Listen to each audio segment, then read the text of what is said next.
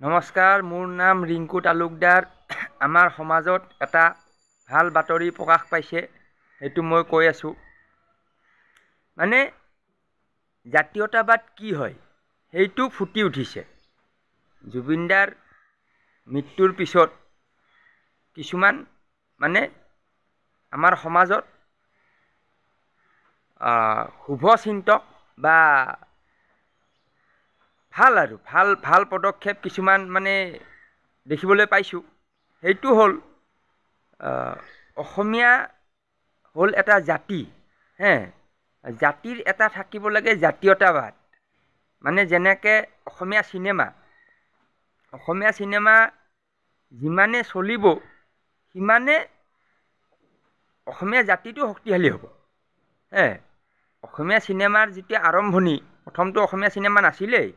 প্ৰথম আছিলে বেংগলী চিনেমা আছিলে, হিন্দী চিনেমা আছিলে, পিছতহে অসমীয়া চিনেমাটো আহিলে। তো যি হওক, অসমীয়া চিনেমা চলাই নাছিলে। অসমীয়া চিনেমা বনাবই মানুহে বছৰত কেইখন ওলায়, বছৰত আপোনাৰ বহুত কম ওলায়, আৰু যিও ওলায় সেইও মানে সিমান নচলে, হয়নে? জুবিনদাই সেইটোৱে কৈ আছিলে যে অসমীয়া চিনেমা অসমীয়া মানুহে চাব লাগে, আৰু চিনেমা হলবিলাকে চলাবই নিবিচাৰে, হয়নে? তেনেকুৱা দিন গৈছে। তো সেইটো আছিলে জুবিনদাৰ মানে মনৰ ইচ্ছা, আৰু সেই ইচ্ছাটো হয় তেওঁ এতিয়া নাই, তেওঁ নোহোৱাৰ পিছত হ'ল। সেইটো মানে তেওঁ থাকোঁতে হ'ব লাগিছিলে, কিন্তু নহ'লগৈ। কিন্তু যি হওক, বৰ্তমান মানে হৈছে, মানে যিখন ৰৈ ৰৈ বিনালে চিনেমা সেইখনে অভিলেখ সৃষ্টি কৰিছে।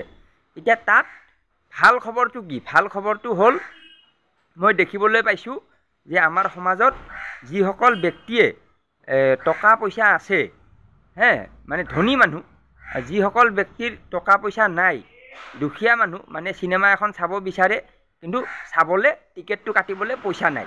তো তেনেকুৱা মানুহক কিছুমান ব্যক্তিয়ে মানে নিজৰ টকাৰে টিকেটটো কাটি দিছে। তো কাটি দিছে, তাৰ ফলত সমাজত এটা ভাল বাৰ্তা গৈছে, এটা শুভ, এটা সুস্থ পৰিৱেশ এটা দেখিবলৈ পাইছোঁ। সেইটো হ'ল যিসকলে চিনেমাখন চাবলৈ বিচাৰে, পইচা নাই, টিকেট কাটিবলৈ পইচা নাই, তেওঁলোকৰো চাবলৈ মন যায়, তেওঁলোকে চাবলৈ পাৰিছে। আৰু এইটো হ'ল জাতীয়তাবাদ, এইটো হ'ল জাতি প্ৰেম। জাতি প্ৰেমটো এইটো। এতিয়া ময়ো কৈ আছোঁ যে মোৰ চিনেমাখন চাবলৈ টকা নাই, কিন্তু চাবলৈ মন আছে। তো এতিয়া মোক কোনোবাই টিকেট এটা কাটি দিব লাগে, হয়নে? কোনোবা টকা থকা মানুহ বহুত আছে, এটা টিকেট কাটি দিয়ক। তাৰ ফলত কি হ'ব? তাৰ ফলত মানে সমাজত মানে এটা বান্ধোন সৃষ্টি হয়, আৰু এটা জাতি প্ৰেম, ভাতৃত্ববোধ, আৰু এটা আপোনাৰ মানে সমন্বয়, আৰু এটা হেপিনেছ। চবতকৈ ডাঙৰ কথাটো হ'ল আনন্দ, হেপিনেছ। সেই যিজন মানুহে টিকেটটো কাটি দিয়ে তেওঁ এটা আনন্দ পায়, তেওঁ লাভ একো নাপায়।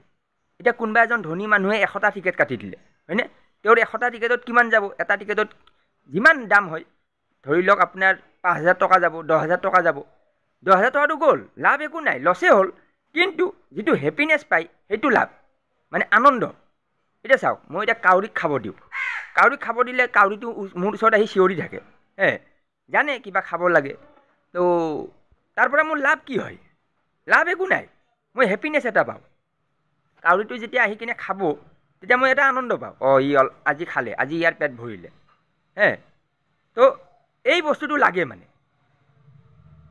তো ঠিক আছে, ময়ো ডিক্লেয়াৰ কৰি দিলোঁ, ঘোষণা কৰি দিলোঁ যে মোৰ টিকেট কাটি চাবলৈ টকা নাই। কোনোবা ধনী মানুহে মোৰ টিকেটটো কাটি দিব লাগে, টকা থকা মানুহে, আৰু মই চিনেমাত গৈ কিনে চিনেমাটো চাব লাগে। ঠিক আছে, ভিডিঅ' শ্বেয়াৰ কৰিব। ভিডিঅ'টো ধনী মানুহে চায়নে নাচায়? শ্বেয়াৰ কৰিলে কোনোবা ধনী মানুহৰ মোবাইলত সোমাই যাব পাৰে ন। ধনী নালাগে, টিকেট এটা কাটিবলৈ কি ধনী লাগে? মনটোহে লাগে, সেইটোৱে।